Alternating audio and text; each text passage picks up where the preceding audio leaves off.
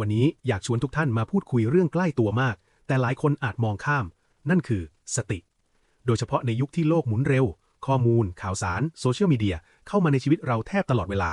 หลายคนรู้สึกว่าชีวิตเหนื่อยง่ายใจวุ่นวายฟุ้งซ่านทั้งที่ไม่ได้ทำงานหนักกว่าเดิมแต่ใจกลับไม่เคยได้พัก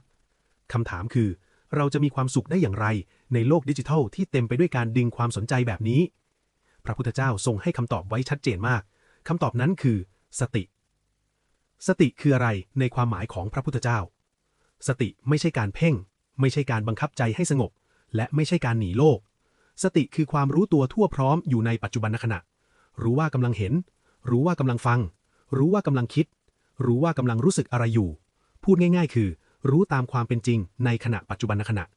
พระพุทธเจ้าตรัสไว้ว่าเมื่อใดที่มีสติเมื่อนั้นปัญญาจะเกิดเมื่อปัญญาเกิดความทุกข์จะค่อยๆคลายโลกดิจิทัลทำให้เราเผลอหลงอย่างไรลองสังเกตชีวิตประจำวันของเราหยิบโทรศัพท์ขึ้นมาตั้งใจจะดูแค่5นาทีแต่ผ่านไปครึ่งชั่วโมงไม่รู้ตัว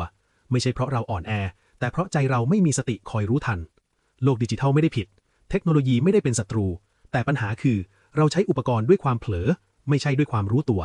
เมื่อเผลอใจถูกดึงเมื่อถูกดึงใจฟุ้งเมื่อฟุ้งใจทุกข์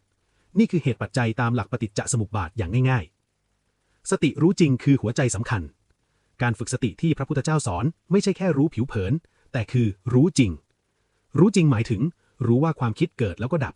รู้ว่าอารมณ์สุขทุกข์ไม่เที่ยงรู้ว่าความอยากไถจออยากตอบแชทเป็นเพียงอาการของใจเมื่อรู้จริงใจจะไม่ถูกลากไปง่ายๆเหมือนเรายืนดูรถวิ่งบนถนนไม่จำเป็นต้องวิ่งตามทุกคันวิธีฝึกสติแบบง่ายในชีวิตดิจิทัลไม่ต้องหนีโลกไม่ต้องเลิกใช้โทรศัพท์แต่ให้ใช้ด้วยสติ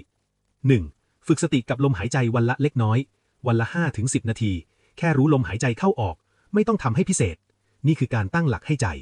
2. ก่อนหยิบโทรศัพท์ถามใจตัวเองสั้นๆหยิบเพราะจำเป็นหรือหยิบเพราะเผลอแค่นี้ก็เกิดสติแล้ว 3. ขณะใช้งานรู้ทันอารมณ์รู้ว่ากำลังเพลินรู้ว่ากำลังหงุดหงิดรู้ว่ากำลังเปรียบเทียบตัวเองกับคนอื่นไม่ต้องห้ามแค่รู้ผลของสติคือความสุขที่ไม่ต้องพึ่งสิ่งกระตุ้นเมื่อสติเกิดบ่อยใจจะเริ่มนิ่งโดยธรรมชาติไม่ใช่นิ่งเพราะกดไว้แต่นิ่งเพราะเข้าใจ